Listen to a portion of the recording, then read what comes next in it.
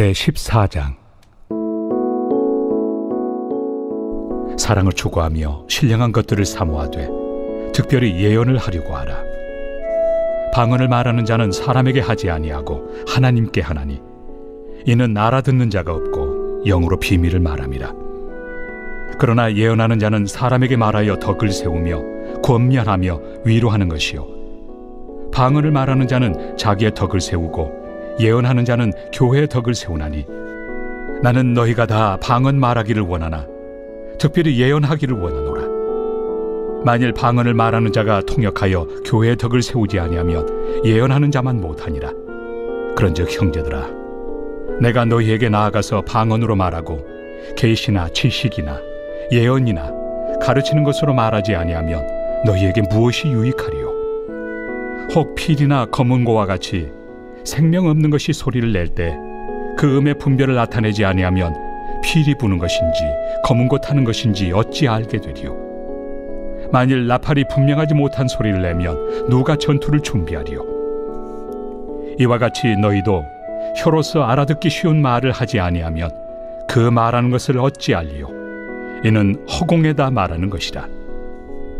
이같이 세상의 소리의 종류가 많으나 뜻없는 소리는 없나니, 그러므로 내가 그 소리의 뜻을 알지 못하면 내가 말하는 자에게 외국인이 되고 말하는 자도 내게 외국인이 되리니, 그러므로 너희도 영적인 것을 사모하는 자인즉 교회의 덕을 세우기 위하여 그것이 풍성하기를 구하라. 그러므로 방언을 말하는 자는 통역하기를 기도할지니, 내가 만일 방언으로 기도하면 나의 영이 기도하거니와 나의 마음은 열매를 맺지 못하리라. 그러면 어떻게 할까? 내가 영으로 기도하고 또 마음으로 기도하며 내가 영으로 찬송하고 또 마음으로 찬송하리라. 그렇지 아니하면 내가 영으로 축복할 때 알지 못하는 처지에 있는 자가 내가 무슨 말을 하는지 알지 못하고 내 감사에 어찌 아멘 하리요? 너는 감사를 잘하였으나 그러나 다른 사람은 덕세움을 받지 못하리라. 내가 너희 모든 사람보다 방언을 더 말함으로 하나님께 감사하노라. 그러나 교회에서 내가 남을 가르치기 위하여 깨달은 마음으로 5마디 말을 하는 것이 1만마디 방언으로 말하는 것보다 나으니라. 형제들아, 지혜에는 아이가 되지 말고 악에는 어린아이가 되라. 지혜는 장성한 사람이 되라. 율법에 기록된 바 주께서 이르시되, 내가 다른 방언을 말하는 자와 다른 입술로 이 백성에게 말할지라도 그들이 여전히 듣지 아니하리라 하였으니, 그러므로 방언은 믿는 자들을 위하지 아니하고 믿지 아니한 자들을 위하는 표적이나 예언은 믿지 아니한 자들을 위하지 않고 믿는 자들을 위함이니라. 그러므로 온 교회가 함께 모여 다 방언으로 말하면 알지 못하는 자들이나 믿지 아니한 자들이 들어와서 너희를 미쳤다 하지 아니하겠느냐? 그러나 다 예언을 하면 믿지 아니하는 자들이나 알지 못하는 자들이 들어와서 모든 사람에게 책망을 들으며 모든 사람에게 판단을 받고 그 마음에 숨은 일들이 드러나게 되므로 엎드려 하나님께 경배하며 하나님이 참으로 너희 가운데 계신다 전파하리라. 고린도전서는 바울이 고린도 교회에게 보낸 편지죠. 2차 전도여행 때 세운 이 고린도 교회를 위해서 편지를 보냈는데, 이 교회가 항구 도시로 여러 부요함과 더불어서 우상 숭배와 또 향락과 음란이 많았던 곳이었습니다. 그럼에도 교회가 잘 세워져서 바울에게 큰 기쁨이 됐는데요, 많은 이적과 은사들 때문에 이 증거들을 보고 믿는 사람들이 늘어나게 되었습니다. 하지만 바울에게 들려오는 소식이 이 교회가 4분 5열 됐다는 거예요. 이 바울파, 게바파, 아볼로파, 그리스도파로 나뉘어져서 분란이 있고 다툼이 있다는 것이죠. 바울이 이것을 듣고 너무 안타까웠습니다. 그리고 그 중심에 있는 사람들이 믿음 없는 자들이 아니고 믿음 좋은 사람들, 교회 열심히 있는 자들을 중심으로 해서 교회가 나눠지는 모습을 보면 너무 안타깝죠. 그래서 이 교회를 어떻게 하면 문제를 해결할 수 있을까, 이것에 대해서 고린도전서를 쓰게 되었습니다. 이것은 고린도 교회뿐만 아니라 역사 속에 있는 많은 교회들이 이런 고통을 겪게 되죠. 교회가 나뉘어지고 싸우고 갈리고 망가지는 이런 일들을 보게 되면 놀랍게도 그 교회의 가장 핵심적인 사람들, 소위 믿음 좋은 사람들, 열심히 있는 사람들 중심으로 교회가 나뉘어지고 갈려지고 싸우는 것을 우리는 수없이 보게 됩니다. 그래서 왜 이런 일이 벌어지는가? 그 대답은 바로 십자가입니다.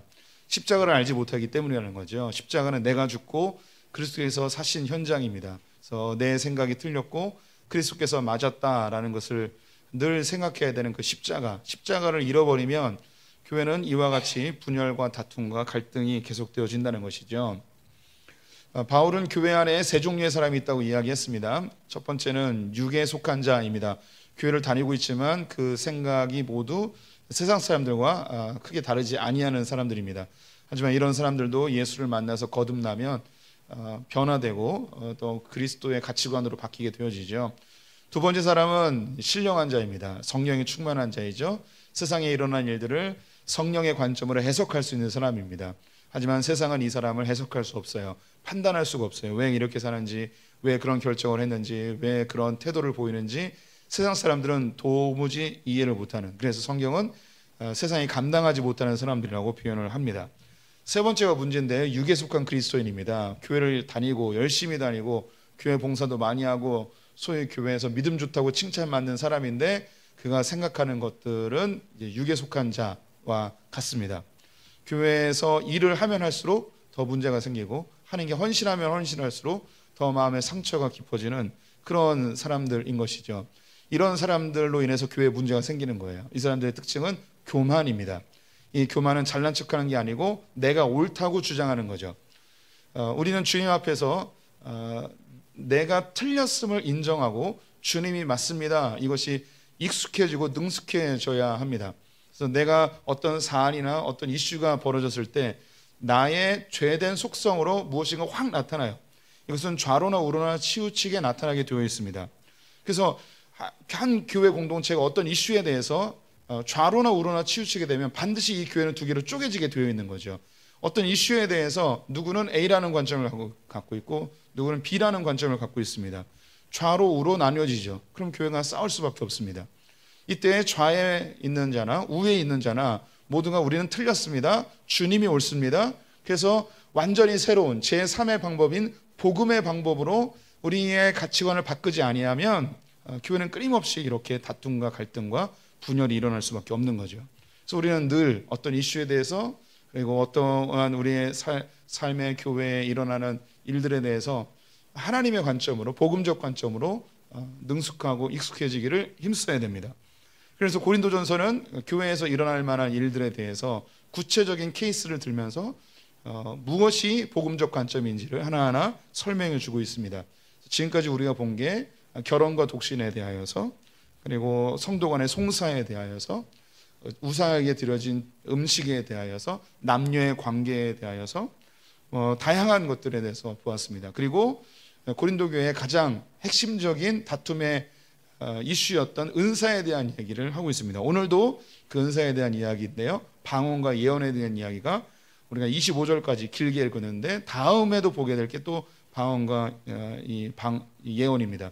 그래서 이 고린도 교회가 이 방언과 예언 때문에 얼마나 큰 갈등과 다툼과 혼란함이 있는지 우리는 그 성경에 분배되어진 그 양만큼 우리는 추측할 수가 있죠.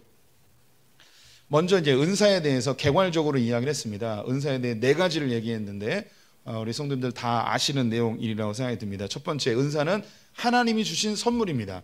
내 노력과 내 열심과 내 애씀으로 얻어낼 수 있는 게 아니에요.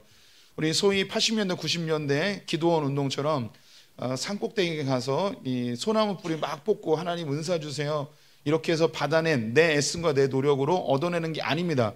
하나님이 우리를 불쌍히 여기셔서 은사를 주신 것이지 우리가 얻어낸 게 아니에요. 또 어떤 경우는 소위 좀 영빨 있는 목사님이나 어떤 기도원 원장님이 손 딱 대주면 막 방언 터지고 다른 은사가 막 나타나고, 그래서 마치 하나님이 주신 게 아니라 그 기도원 원장님이 주는 것처럼, 담임 목사님이 주는 것처럼 이렇게 오해할 때가 있습니다. 그래서 방언 받고 싶으면 어느 기도원 가라고, 병 낫고 싶으면 어느 기도원 가라고. 그래서 그분들이 그 용한 그 권사님, 용한 목사님, 용한 기도원 원장님, 무당 비스무리하게 했던 그런 시대를 우리가 살았죠. 네, 이로 인하여서 나타나는 엄청나게 많은 부작용들이 있다 보니까 한국 교회가 성경적인 은사에 대해서 관심을 갖게 됐고, 지금은 이 은사에 대하여서 건강한 시각을 가지면 좋겠지만 약간은 은사를 무시하고 은사에 관심이 없고 은사를 갖고자 하는 욕망도 없어지는 쪽으로 흘러가는 게 아닌가 싶습니다. 오늘 성경에도 나오고 또 우리가 지난 13장에서도 12장에서도 봤는데 우리는 은사 구하기를 힘써야 됩니다. 우리가 은사 받는 걸 좋아해야 돼요. 하나님께로부터 은사를 사모하는 마음이 있어야 됩니다. 우리 성도님들이 은사 받으려고 애를 쓰세요. 하나님께 구해보세요. 그래서 하나님이 내게 주시는 증거들을 얻었으면 좋겠습니다. 이 은사에 대해서 지나치게 은사주의로 가는 게 문제지만 은사를 부정하거나 은사에 관심 없는 것도 이건 올바른 태도가 아닙니다. 은사는 하나님이 주시는 거예요. 하나님이 주시는 것에 대하여서 관심을 갖는다는 건 하나님에게 관심을 갖는 거죠. 네, 우리 성도님들이 그 크리스마스나 이제 생일이 다가오면 부모님이 어떤 선물을 주실지 이렇게 관심을 갖게 되지 않습니까? 여기는 그런 거에 별로 관심 없고 결혼기념일이나 생일 때 배우자가 나에게 무슨 선물을 해줄까? 예, 그 관심이 있잖아요. 그러면 그 관심이 약간 부담스럽긴 하지만 그 상대편은 나에게 관심을 갖고 있구나. 무슨 선물을 해줄지. 그게 은근히 좋잖아요. 예, 돈 나갈 생각만 하지 마시고 이렇게 좀 뭔가 기대하는 마음, 나에게 관심을 갖고 있구나. 뭐 이런 생각을 갖지 않습니까? 하나님이 우리에게 은사를 주고 싶어 하시고 하나님이 우리에게 뭔가 선물을 주고 싶어 하는데 우리가 아무 관심이 없어요. 주든 말든 나는 뭐 관심이 없습니다. 그냥 내 힘으로 살겠습니다. 이러면 주님이 굉장히 서운해 하시죠. 주님은 막 주고 싶어서 안달이 났는데 우리는 전혀 받고 싶은 마음이 없으니 주님이 서운하신 거죠. 그래서 오늘 성경에도 이걸 구하라는 거예요. 사모하라는 거죠. 더 좋은 거 이걸 한번 사모해 보라는 거죠. 하나님이 주시는 겁니다. 두 번째, 그럼 왜 주시는가? 하나님이 친히 세우신 교회를 잘 세우기 위해서 은사를 주시는 것입니다. 교회 내에서 사용되는 모든 은사는 교회를 세우기 위함입니다. 나의 유익을 위함이 아니죠.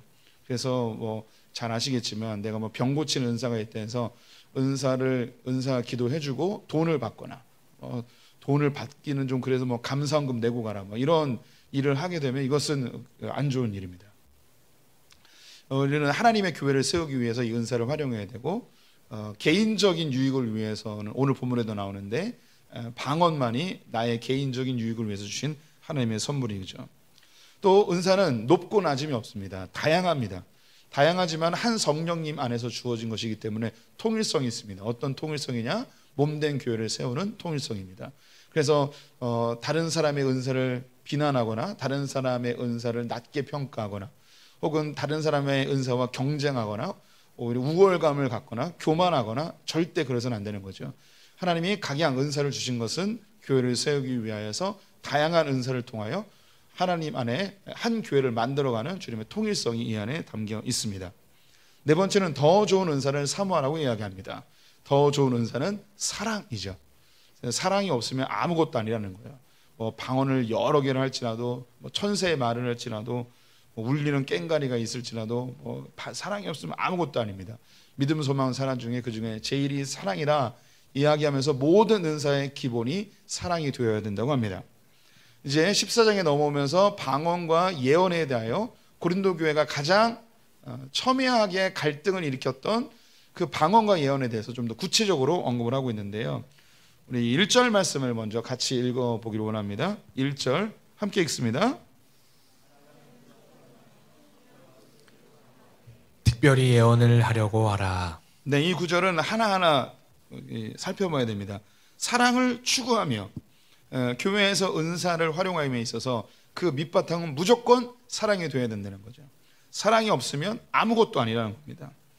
내 은사를 우월감을 나타내거나 영적인 나의 교만함을 나타내는 수단으로 이 은사를 활용하면 그때부터는 아무것도 아닌 게 되는 거죠. 사랑의 기본이 되어야 되고 신령한 것을 사모하라고 이야기합니다. 신령한 것은 하나님이 주신 영적인 은사를 여기서 이야기하는 거예요. 하나님께로부터 오는 선물, 이것을 사모하라고 이야기합니다. 우리 성도님들이 은사를 사모하시기 바랍니다. 예, 제가 주의 이름으로 권면합니다. 영적인 은사를 사모하시기를 축원드립니다. 네. 또 여기서 그 다음에 특별히 그 영적인 은사들 중에서 무슨 은사를 사모해야 되냐면 예언의 은사를 사모하라고 이야기하고 있습니다. 이 예언의 은사를 언급하면서 바로 뒤에 이제 방언에 대한 이야기를 하고 있는데요. 우리 방언에 대한 2절도 같이 읽어보도록 하겠습니다. 시작. 방언을 말하는 자는 사람에게 하지 아니하고 하나님께 하나니 이는 알아듣는 자가 없고 영어로 비밀을 말함이라. 네, 방언은 사람에게 하는 게 아니고 하나님께 하는 것이라고 합니다. 즉 내가 하나님께 기도할 때 개인적인 은사, 개인적인 유익을 위해서 하나님이 내게 주신 것이라는 것이죠. 그래서 방언이 교회에서 나타나는 가장 선명한, 가장 대표적인 은사이기 때문에 초대교회 때부터 이 방언으로 인하여서 문제가 많이 일어난 거죠. 뒤에 다 읽지 못하지만 공개적인 자리에서 방언을 하고 또 대표 기도하는데 방언을 하고 또 사람들끼리 모여서 합심하여 기도하는데 방언으로 기도하고, 이 방언을 계속 이야기하니까 뒤에 사람들이 이걸 보면 뭐라고 생각하겠냐, 미친 사람들의 모임이라고 생각하지 않겠냐. 그러니 이 방언은 공개적인 곳에서 하지 말고 하나님께 개인적으로 해라. 혹시 통역하는 사람이 있다면 이 방언을 해도 무방하겠지만 이 방언에 대하여서 너희들은 좀 주의하고 조심할 필요가 있다라고 권면을 하고 있습니다. 그 언어는 완벽한 언어였어요. 바울이나 다른 사도들이 배우지 아니한 다른 나라 말을 하게 되는 거죠. 그래서 디아스포라 유대인으로 흩어졌던 많은 유대인들이 그들이 400여 년 동안 흩어져 살면서 모국어를 잃어버리고 외국어를 쓰고 있었어요. 그래서 예루살렘에 모여들었는데 그들을 향하여서 그들이 배우지 아니하였던 외국어를 막 얘기하니까 사람들이 깜짝 놀라는 거죠. 저 사람들이 어떻게 우리말을 하느냐, 에디오피아 말을 하는 거예요, 헬라 말을 하는 거예요, 이집트 말을 하는 거예요, 아람어로 하는 거예요. 막 다양한 언어를 쓰니까 깜짝 놀라서. 근데 그들이 하는 이야기는 언어는 다르지만 똑같은 말을 하는 거죠. 예수 그리스도의 죽으심과 그분의 십자가와 그분의 메시아라는 사실을 들으면서 한순간에 3,000명이 회개하는 일이 벌어지게 되었습니다. 하나님이 이제 이적을 일으키심에 있어서 우리 성도님들이 성경 전체를 보면 약간 코끼리 모양을 좀 생각하시면 좋을 것 같아요. 그래서 창세기하고 요한계시록 맨 끝에는 아주 희미한 역사들이 일어나요. 그런데 예수 그리스도가 탄생하신 그때는 하나님의 나라가 우리에게로 왔잖아요. 우리에게로 하나님 나라가 도래했습니다. 그래서 이때는 하나님 나라의 역사가 아주 강력하게 일어납니다. 그래서 예수님 당시에 온갖 기적들과 병든 자들이 낫게 되어지고 또 귀머거리가 듣게 되고 눈먼 자가 뜨게 되고 무리를 걷게 되고 오병이어로 5,000명을 먹이는 그런 놀라운 역사들이 일어나죠. 그런 역사가 일어나는 것이 하나님의 나라가 이 땅 가운데 임했기 때문이에요. 그래서 하나님 나라가 이 땅과 연결되어져서 그 놀라운 이적들이 일어나는 거죠. 그런데 이제 역사가 점점 희미해지게 되어지면, 즉 주님이 오실 때가 되면 이런 역사들이 점점 사라지게 됩니다. 그래서 이 고린도 교회에 있었던 이 일도 예수님이 이제 승천하시고 나서 얼마 되지 아니한 시대였기 때문에 이때도 강력한 방언의 역사, 즉 내가 배우지 아니한 외국어를 하는 사람들이 많이 나타나는 거예요. 그래서 이 일이 신기하게 보이는 거죠. 그런데 이 가운데 자기가 배우지 않은 외국어를 막 얘기하니까 교회 안에서 이것을 막 자랑하고 싶은 거죠. 우리 성도님들이 그 배우지도 않았던 영어가 막 터져 나오면 막 얼마나 하고 싶어지겠습니까? 예, 미국 2년밖에 갔다 오지 않은 저도 이렇게 막 영어만 나오면 막 이렇게 이 발음을 굴려서 막 얘기하고 싶은 욕구가 있잖아요. 그래서 미국이라고 안 그러고 미쿡이라고 이야기하는 그런 욕구가 막 있잖아요. 예, 제가 그 영어를 제대로 배웠나 안 배웠나 그 몇 가지 단어들 하면 알 수 있다고 말씀드렸었는데 그 중에 한 가지가 그 우리 성도님들이 LA에 다녀왔는지 LA에 다녀왔는지 요거만 들으면 알 수 있어요. 그래서 그 영어 공부를 제대로 안 하는 사람은 LA라고 이야기하고요, 영어 공부를 제대로 하는 사람은 LA라고 이야기를 하는 거예요. 그래서 우리 이제 소풍교회 성도님들은 영어를 이제 제대로 알아야겠죠. LA 이렇게 좀 알면 아는 척하고 싶은 거예요. 예. 근데 이 고린도 교회 사람들도 자기가 배우지 않은 언어를 막 하니까 이게 흥분되는 거죠. 그래서 막 공예배 시간에 뭐 얘기합니다. 그래서 제가 이것을 알 수 있는 한 구절을 알려드릴게요. 23절 말씀 제가 읽어보겠습니다. 23절에 그러므로 온 교회가 함께 모여 다 방언으로 말하면 알지 못하는 자들이나 믿지 아니하는 자들이 들어와서 너희를 미쳤다 하지 아니하겠느냐. 22절도 제가 읽겠습니다. 22절을 먼저 읽었어야 되는데 그러므로 방언은 믿는 자들을 위하지 아니하고 믿지 아니하는 자들을 위하는 표적이나 방언이 누구를 위한 거라고요? 믿지 아니하는 자들. 이 방언이 왜 믿지 아니하는 자들을 위함이냐면 믿지 않는 사람에게 내가 외국어를 하지 못해요. 그런데 방언을 받았어요. 외국어를 하게 됐어요. 그럼 믿지 않는 사람들에게 이것을 이야기하는 거예요. 나는 히브리 사람인데 헬라어를 하게 된 거예요. 그러면 고린도 지역에서 헬라어를 이야기하면 쟤 원래 헬라어 못했는데 왜 헬라어를 할 수 있게 됐지? 그러면서 그 이야기하는 게 바로 복음을 전하는 이야기들입니다. 그런데 교회에 와가지고 계속 외국어를 이야기해요. 그러면 이 안에 있는 공동체는 한국말만 쓰고 있는데 갑자기 막 다른 중국어를 하고 아랍어를 쓰고 막 그러면 이 공동체가 엉망진창이 되겠죠. 이게 고린도 교회 안에 있었던 일이에요. 그래서 바울이 이야기하기를 교회에서 혹시 방언을 이야기하려 한다면 통역의 은사를 받은 자들을 세워서 하라고 이야기합니다. 이 통역의 은사도 제가 말씀드렸었는데 그냥 요즘 유튜브 같은 데서 방언하고 통역의 은사 받았다고 해서 하는 그런 시시껄렁한 그런 통역이 아니고 여기서 이야기하는 통역도 내가 배우지 아니한 외국어를 들을 수 있는 귀가 생긴 거예요. 내가 말은 못하지만 들을 수 있는. 우리 성도님들 외국어가 참 신기한 게 뭐냐면 잘 듣는데 잘 말 못하는 사람이 있어요. 미국의 교포들도요. 미국 사람은 다 영어를 잘할 것 같은데 그렇지 않아요. 듣기는 하는데 말을 못하는 사람들도 있고요. 그리고 잘 못 듣는데 말만 잘하는 사람이 있고 이런 사람들이 있어요. 저는 어떤 사람일까요? 잘 못 듣고 말도 잘 못하고. 그래서 미국에서 공부했으니까 영어 잘하겠네요. 이런 분들이 있어요. 그럼 제가 어떻게 대답하냐면 2년어치만 할 수 있다고.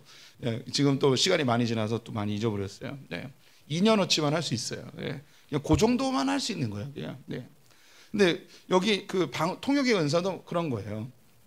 내가 방언은 못해도 다른 사람이 이야기하는 걸 들어서 말할 수 있는 그런 통역의 은사가 있으면 말해도 된다는 것이죠. 지금 우리가 하는 방언은 아까 이야기했던 그 곡선이 있었죠. 예수님이 오셨을 때는 강력하게 은사들이 일어났지만 예수님이 이제 떠나신 지 2000년이 지났기 때문에 이 은사가 점점점 흐려지고 있어요. 그래서 지금 우리 성도님들이 아무리 사모해도 제2 외국어를 방언으로 받지 못하세요. 우리는 아무리 금식해도 영어를 네이티브 스피커들처럼 할 수는 없어요. 근데 우리는 그런 흔적이 남아있는 방언, 하지만 랄랄라는 아니고 우리의 방언은 언어적인 형태를 가진 방언을 할 수 있습니다. 예전에 한번 말씀드렸는데 우리가 랄랄라라 계속하면 우리의 뇌가 이것을 어떤 호르몬적 작용으로 방언 비스무리하게 만들어낼 수 있어요. 우리 뇌는 굉장히 게으르기 때문에 비슷한 단어를 계속 반복하면 저절로 나오게끔 그렇게 만들어 버려요. 계속 어떤 반복되는 똑같은 말을 계속하면 우리 뇌가 계속 긴장하게 되거든요.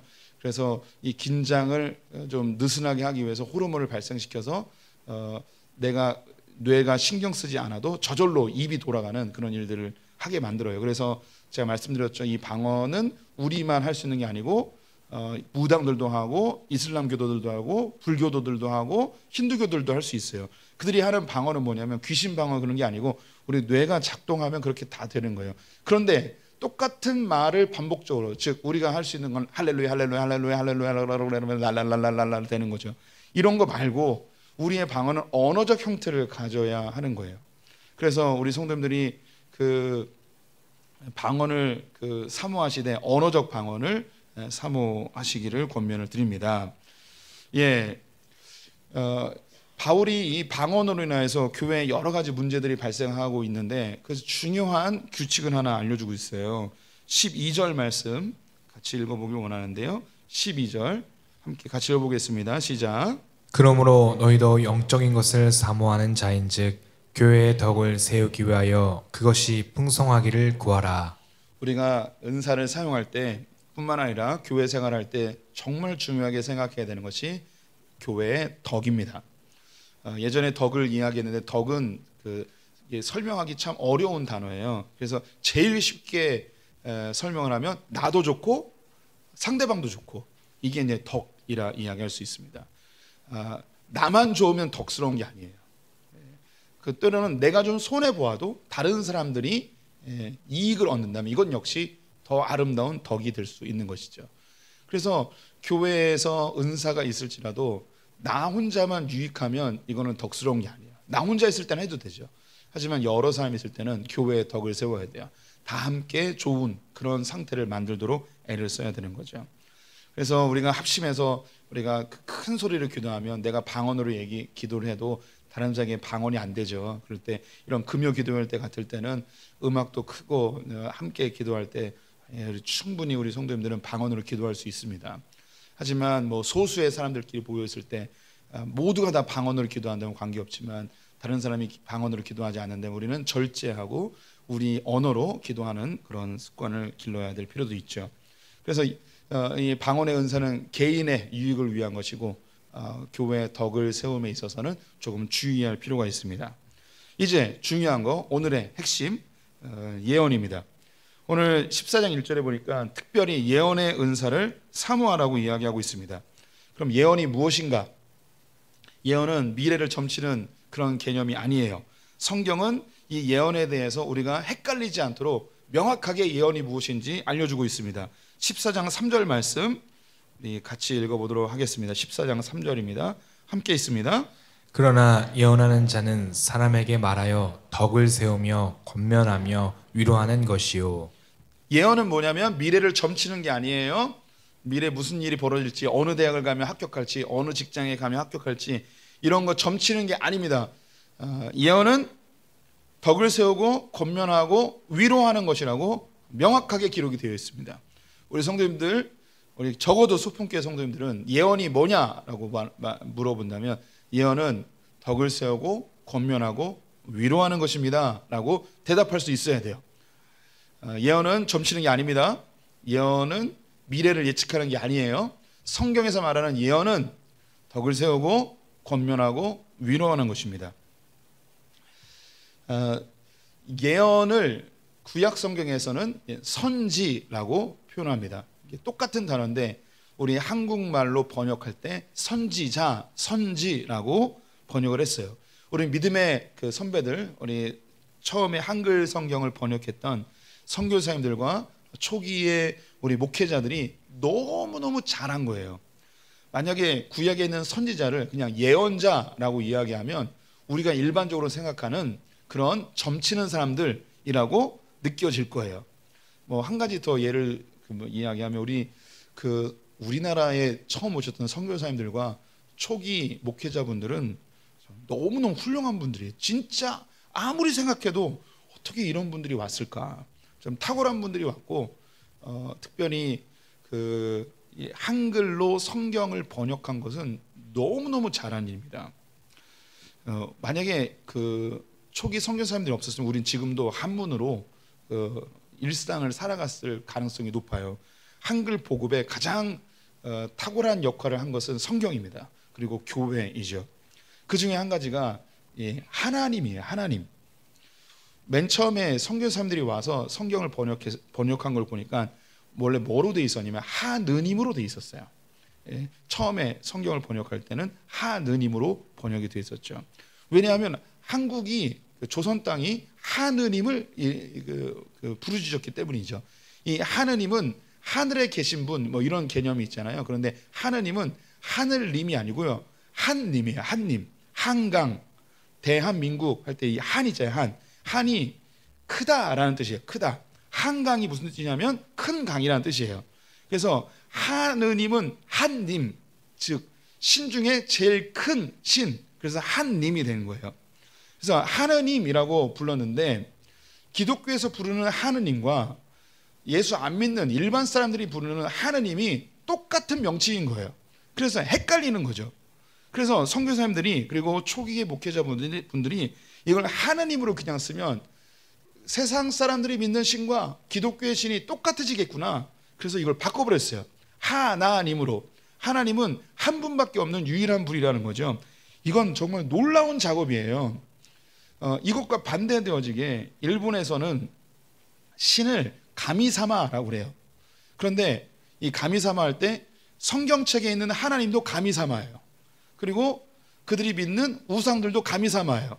그러니까 이 일본 사람들에게 하나님을 믿으세요, 가미사마를 믿으세요 라고 이야기하면 일반적인 신들 중에 하나라고 생각을 하는 거죠. 우리 까이우 전사님도 여기 계시는데 캄보디아도 그들이 불교에서 이야기하는 신과 성경에 있는 신이 똑같은 단어예요. 그래서 구분이 안 되는 거죠. 그런데 우리 믿음의 선배님들은 이걸 이렇게 바꿔놨어요. 너무너무 잘한 거죠. 그래서 예언이라는 단어를 구약에서 예언자라고 쓰지 않고 선지자라고 쓴 것은 우리에게 구별성을 보여주는 아주 탁월한 번역인 거죠. 그 선지자가 처음으로 등장하는 때가 언제냐? 모세도 선지자긴 한데요. 가나안 땅에 들어가서 최초의 선지자가 누구냐면 사무엘이 최초의 선지자예요. 우리가 어떤 그 단어를 익힐 때 성경에서 처음으로 사용될 때 그 단어가 가장 선명하게 그려져요. 구약 성경에서 사랑이라는 단어가 언제 처음 사용되냐면 창세기 22장에서 하나님이 아브라함에게 네 사랑하는 독자 이삭을 번제로 드리라 할 때 사랑이라는 단어가 처음 사용돼요. 그럼 우리 성도님들 딱 느껴지지 않아요? 이 사랑이라는 단어의 무게감. 아브라함이 이삭을 얼마나 사랑하는지 우리가 알잖아요. 그 무게감이 딱 느껴져요. 또 신약 성경에서 처음으로 사랑이라는 단어가 언제 사용되냐면 예수님이 세례를 받고 올라왔을 때 하나님께서 이는 내 사랑하는 아들이요 내 기뻐하는 자다 라고 그때 처음 사용돼요. 이 사랑이라는 단어의 무게감이 우리에게 확 다가오죠. 그러면 선지자라는 단어가 언제 처음 사용되는가? 바로 사무엘에게 처음 사용되는데 그때의 상황이 무엇인가? 우리 성경을 좀 아시는 분도 있을 거예요. 그때 사사시대의 끝 무렵에 하나님의 이상이 희귀하더라. 하나님의 말씀이 희귀한 때였어요. 이스라엘 중에 하나님의 말씀을 들을 수 있는 사람이 아무도 없었어요. 대제사장이었던 엘리 제사장도 비둔하여져서 하나님의 말씀을 들을 수 없었어요. 그래서 이스라엘 땅 가운데 하나님이 그 백성들 가운데 말씀을 전해주고 싶은데 아무도 하나님의 말씀을 들을 수 없는 거예요. 그때 하나님께서 한나라는 여인을 통하여 기도하며 서원하며 구별된 한 사람을 태어나게 하셨어요. 그 사람이 사무엘이었습니다. 사무엘이 어린 시절에 성막에서 일하며 사무엘아 사무엘아 라고 할 때 이야기를 듣죠. 하나님의 음성을 듣게 됐어요. 그리고 엘리 제사장과 이스라엘에게 일어난 일들에 대해서 하나님이 사무엘에게 알려주고 그것을 이야기하게 됩니다. 그래서 그가 이야기한 것 중에 땅에 떨어지는 것이 없어서 저 북쪽에 있는 단에서부터 밑에 부에세바까지 사무엘을 선지자로 인정하게 되었다고 성경에 기록되어 있어요. 여기서 선지자, 즉 예언의 의미가 명확하게 등장하는 거예요. 하나님의 말씀이 희귀한 시대에 선지자, 즉 예언자가 나타나서 하는 일이 뭐냐면 하나님의 말씀을 전해주는 것. 이게 예언자가 하는 일이에요. 성경에서 이야기하는 예언은 미래에 대한 이야기를 하는 게 아니고 하나님이 자기 백성들에게 해주고 싶은 이야기를 전해주는 자를 예언자, 이것을 예언이라고 이야기하는 거예요. 두 번째, 선지자들이 많이 등장한 때가 있었어요. 언제냐면 북이스라엘이 멸망할 때, 그리고 남유다가 멸망할 때 선지자들이 와장창창창 나옵니다. 왜 나왔을까요? 왜 그렇게 선지자들이 많이 나왔을까요? 이미 사무엘이나 그 외에 많은 선지자들이 하나님의 말씀을 증거해 줬어요. 그런데 이 말씀에서 백성들이 떠났어요. 떠나서 선지자들을 보냈어요. 그들이 했던 이야기는 뭐냐면 새로운 이야기를 하는 게 아니었고 하나님의 말씀에서 떠난 그들에게 돌아와라, 돌아와라, 여호와를 좀 알아라, 힘써 알아라 이야기하며 하나님께 돌아오게 하는 일을 한 거죠. 그래서 두 번째 예언은 뭐냐면 하나님의 말씀에서 떠난 자들에게 말씀을 다시 전하여서 주님께 돌아오게 하는 일, 이것이 예언이에요. 선지자가 이 일을 하는 거죠. 이 두 가지를 합친 게 뭐냐면 오늘 이 고린도전서 14장 3절에 나와 있는 덕을 세우고 권면하고 위로하는 것, 이게 예언이에요. 그러면 예언을 조금 더 설명해 드리면 교회를 잘 다니다가 시험에 들어서 교회를 안 나오고 있는 거예요. 하나님과 멀리 떠나 있는 거죠.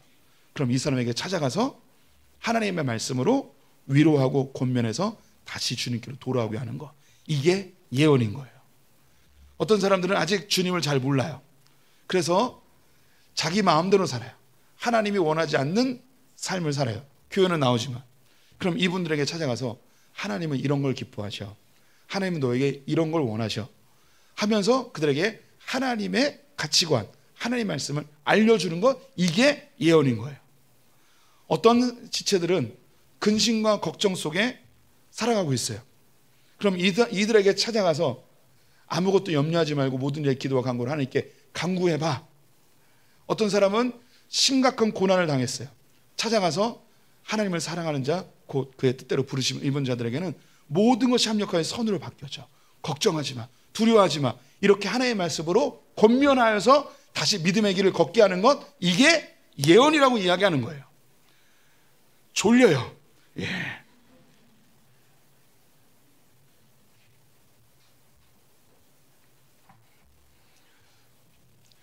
바울 선생님이 1만 마디의 방언을 하는 것보다 5마디의 예언을 하는 게 훨씬 이롭다고 이야기하고 있어요.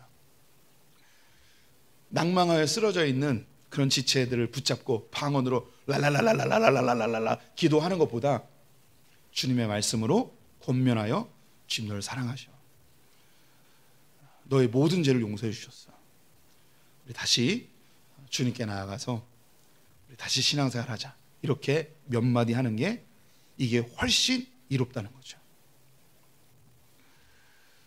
고린도 교회 당시에는요, 우리가 갖고 있는 이 신약 성경이 없었어요. 그래서 이 예언은요, 조금 더 지금 우리가 하고 있는 우리가 생각하는 것보다는 조금 더 신령한 것이었어요.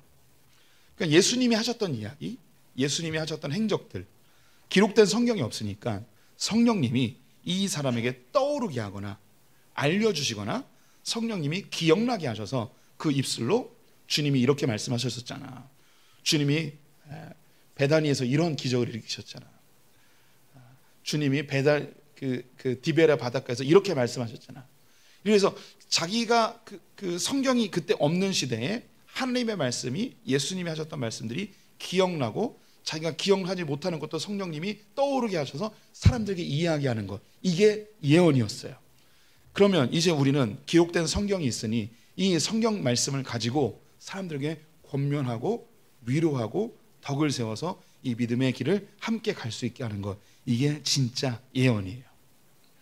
그래서 우리 그 교회 공동체 안에서 가장 예언 사역을 많이 하는 사람이 누구냐면 바로 목사예요. 그래서 오늘날에는요, 이 예언 사역을 설교라고 이야기하는 분들도 있어요. 그래서 하나님의 말씀으로 성도님들을 위로하고 격려하고 믿음의 길을 계속 가게 하는, 이것이 설교의 역할이라는 거죠.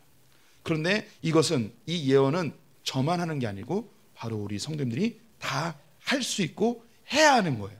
그래서 바울이 이야기하는 거예요. 그 어떤 은사보다도 특별히 예언의 은사를 사모하라고. 이 예언의 은사를 사모하라고. 그래서 나의 배우자가 낙심해 있어요. 그러면 우리가 우리의 언어가 아니라 주님의 말로 권면해 주는 거죠.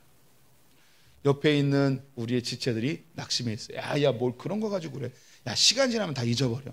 이렇게 흔히 세상에서 이야기하는 그 말이 아니라 하나님의 말씀이 내 입에서 선포되어서 그 사람이 일어날 수 있도록, 우리의 자녀들이 낙심하여 쓰러져 있을 때 야, 재수하면 돼, 재수하면 돼, 대학 인생의 전부야, 이렇게 이야기하는 게 아니라 하나님의 말씀으로 널 향한 하나님의 목적과 계획은 변하지 않으셔. 네가 어느 위치에 있든 하나님 널 향한 목적은 반드시 성취하셔. 낙심하지 마. 하나님의 이름으로 권면하고 위로하여서 그 믿음의 길을 계속할 수 있게끔 하는 것. 우리의 자녀들이 부모님으로 인해서 상처를 많이 받는 이유 중에 하나가 교회에서는 사용하는 언어와 집에서 사용하는 언어가 상당히 다를 때, 이럴 때 많이 상처를 받죠. 이중적이라고 생각을 하는 거죠. 그래서 저는 교회에서도 쌍소리를 하고 집에서도 쌍소리를 해요. 그래서 우리 자녀들이 헷갈리지 않도록, 우리 아빠는 집에서나 교회에서나 똑같구나 라는 걸. 그래서 다행히 그렇죠. 우리 성도님들이 오늘 이 저녁에 예언의 은사를 많이 받으셨으면 좋겠습니다. 예언의 은사는 내 옆에 있는 지체들을 격려하고 위로해서 이 믿음의 길을 계속 갈 수 있게 하는 것. 이게 덕을 세우는 거예요. 교회를 세우는 거고, 나를 세우는 거고, 다른 사람을 세우는 것입니다. 방언의 은사는 우리에게 개인의 유익을 위해서 주셨습니다. 오늘 이 저녁에 방언의 은사를 사모하는 분들, 하나님, 저도 주님의 살아계심을 경험하고 싶습니다. 주님, 나에게 방언의 은사를 주셔서 주님이 나를 얼마나 사랑하시는지 증거를 받고 싶습니다. 우리는 열망을 가지고 주님 앞에 신령한 것들을 사모했으면 좋겠어요. 오늘 이 저녁에도 주님께서 그런 신령한 은사를 주시는 밤이 됐으면 좋겠습니다. 그런데 그 무엇보다도 예언의 은사, 즉 하나님의 말씀으로 우리 지체들과 배우자와 우리의 자녀들을 격려하고 위로할 수 있는 그런 예언의 은사의 소유자들이 되시기를 주님의 이름으로 축원드립니다.